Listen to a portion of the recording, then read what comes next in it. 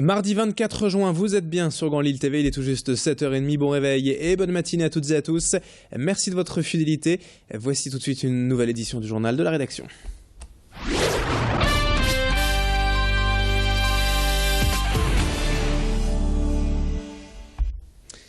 Et on démarre tout d'abord ce journal, cette édition matinale avec un appel à témoins suite à la disparition inquiétante d'une adolescente de 17 ans vendredi à Saint-Amand-les-Eaux.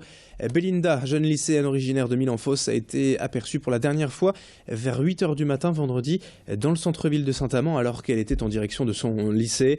L'enquête menée jusqu'à maintenant par la gendarmerie n'a pas permis de la retrouver ou même d'avoir quelques éléments sur sa disparition, d'où cet appel à témoins. Toute personne ayant croisé cette jeune fille ce week-end ou qui aurait des informations à son sujet, le numéro de téléphone suivant est à disposition, 03 27 48 06 66.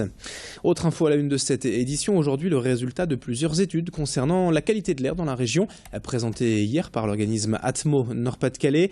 Et ce qui ressort principalement de ces observations, c'est que nous sommes l'une des régions de France les plus touchées par les pollutions aux particules.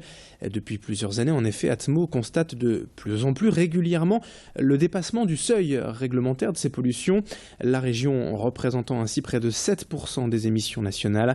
Ce qui est dommage, surtout selon Atmo, c'est de savoir qu'en respectant les valeurs minimales de l'Organisation mondiale de la santé, un nordiste pourrait récupérer facilement jusqu'à 6 mois d'espérance de vie en plus sans ces pollutions.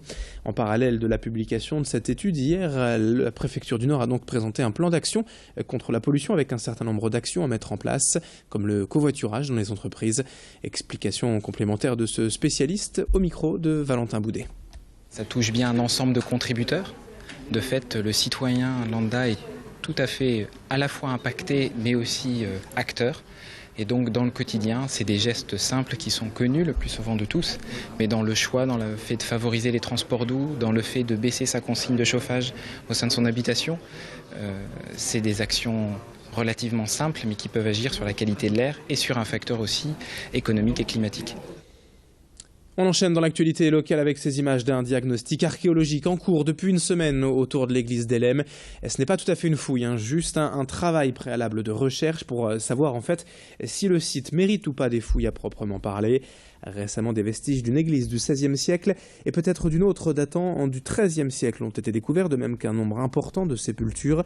Une petite centaine de squelettes auraient déjà été mis à jour, mais il est encore beaucoup trop tôt pour définir l'importance du lieu et la suite à donner au projet de rénovation des abords de l'église où un parking et des espaces verts étaient prévus à l'origine. L'Institut en charge des recherches doit encore donner ses conclusions et on écoute donc ce spécialiste, ses explications au micro de Valentin Boudet. La première solution, c'est le projet n'affecte pas les vestiges et donc il peut se poursuivre sans aucune suite archéologique. La deuxième solution, c'est qu'il y a des vestiges tellement importants que le projet est condamné et le site est protégé. Ça, c'est une mesure assez exceptionnelle.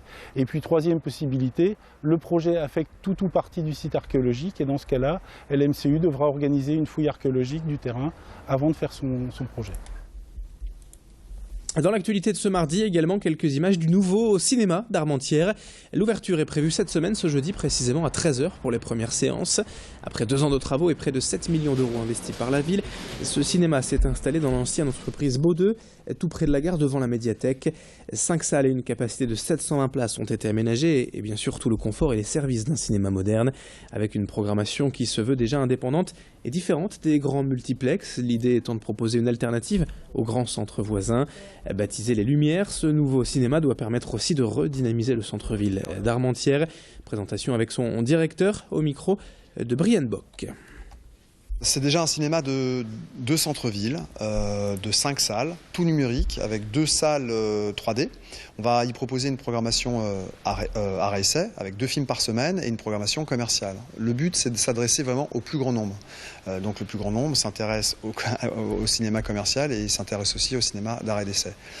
Au mois d'octobre, on essaiera de leur proposer aussi des spectacles, des concerts, en live ou en rediffusion. Enfin, on va essayer d'avoir une offre large. Et puis enfin, on se quitte avec ces belles images d'un jardin hors du commun. À Wavrin, Brigitte et son mari ont créé un espace de 900 mètres carrés, tout en longueur et en plein centre-ville.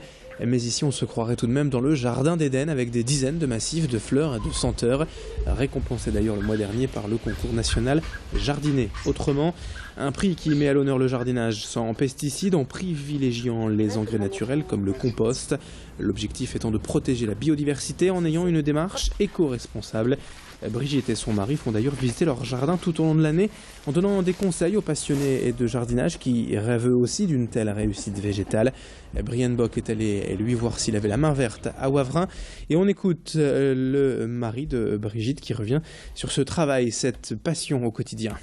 On ne compte pas nos heures parce que le résultat est tellement beau que ça nous permet. On oublie un petit peu tout ce qu'on a fait, quoi. On oublie quand on voit qu'avec les photos qu'on a faites au début, qu'on se rend compte qu'on a beaucoup travaillé, mais pour l'instant, c'est plus vraiment du travail, quoi. La récompense, c'est quand les gens viennent et ils disent que c'est beau. On oublie un petit peu toutes les heures à passer, à monter dans les arbres, à couper les buis, à faire les chemins, à nettoyer les massifs. Voilà, tout ça c'est oublié parce que voilà, le résultat est là, quoi.